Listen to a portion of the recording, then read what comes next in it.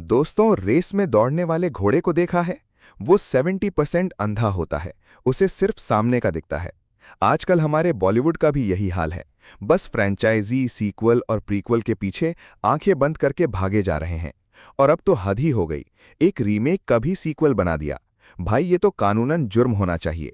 काश ये फिल्म कभी बनती ही ना, जिसने सुबह सुबह मेरे पूरे 2 घंटे और टिकट के पैसे दोनों की वाट लगा दी। पति पत्नी और वो टू, नाम सुनते ही लगता है कि हम फिर से 30 साल पीछे चले गए हैं। वही साजन चले ससुराल वाला पुराना घिसा पिटा फॉर्मूला।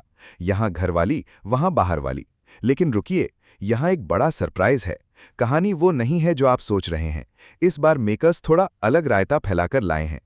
सीधे शब्दों में कहें तो पत्नी को पति पर शक है कि उसका किसी दूसरी औरत के साथ चक्कर चल रहा है। लेकिन ट्विस्ट यह है कि पति महोदय किसी और ही तीसरी औरत के जाल में फंसे हुए हैं। इसके बाद शुरू होता है झूठ छुपाने का अंतहीन सिलसिला। और भाई, इस पारिवारिक ड्रामे में अचानक जंगल और भेड़िए की एंट्री हो जाती है, जिसके बाद ये तीन तिगाड़ा काम बिगाड़ा भयंकर कंफ्यूजन में बदल जाता है। और हाँ, बॉलीवुड का फेवरेट गे लेस्बियन एंगल भी जबरदस्ती ठूंसा गया है, क्योंकि उसके बिना तो इनकी कहानी पूरी ही नहीं होती। यार, कोई कह रहा था कि आयुष्मान खुराना को ऐसी फिल्में नहीं करनी चाहिए।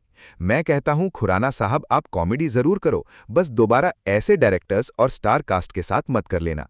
इस फिल्म के कलाकारों ने महावाहियात और ओवर एक्टिंग करने का एक नया वर्ल्ड रिकॉर्ड बना दिया है। फिल्म में जो जबरदस्ती का यूपी एक्सेंट बोलने की कोशिश की गई है ना, उसे सुनकर ऐसा लगता है कि भाई, कैमरा का ऑफ बटन क्यों नहीं दबा दिया। पटक के तोड़ देते कैमरा, कम से कम दर्शकों का ये हाल तो ना होता। वैसे दिल में डायरेक्टर के लिए थोड़ी इज्जत आई थी कि चलो, इन्होंने एक्स्ट्रा मैरिटल अफेयर और चीटिंग वाले घिसे पिटे टॉपिक को छोड़कर जंगल वाले नए आइडिया को ट्राई किया। लेकिन एक्टिंग देखकर वो इज्जत तुरंत गायब हो गई। अगर पूरी फिल्म में कुछ बढ़िया है तो वो है इसके दो सपोर्टिंग एक्टर्स। पहले हमारे विजय राज भाई साहब, जिनका एक सीन इतना कमाल का है कि आपको बिना बात के गुदगुदी हो जाएगी। और दूसरी हैं बुआ जी, जिन्होंने अपने जबरदस्त ह्यूमर से फिल्म की बाकी हीरोइनों को नानी याद दिला दी। असली एक्सपीरियंस इसी को कहते हैं। फिल्म का गाना बजाना एकदम ठंडा है।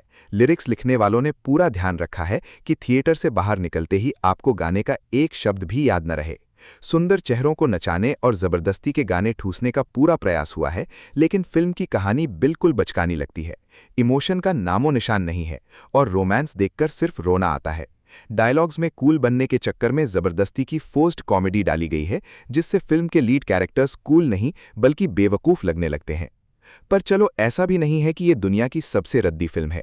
कुछ सीन्स पर हंसी आती है और आयुष्मान ने भी अपनी लाज बचाने की पूरी कोशिश की है।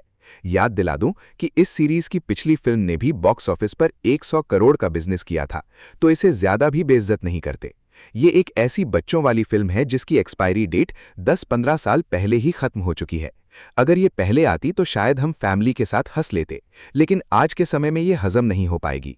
शॉर्टकट न लेने और इन दो सीनियर एक्टर्स की बेहतरीन परफॉर्मेंस की वजह से इस फिल्म को मिलते हैं 2 स्टार आउट ऑफ 5।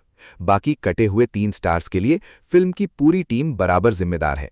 अगर आपको देखना है कि पैसे में आग लगने पर कैसा महसूस होता है, तो आप थिएटर जा सकते हैं। Take care, bye bye.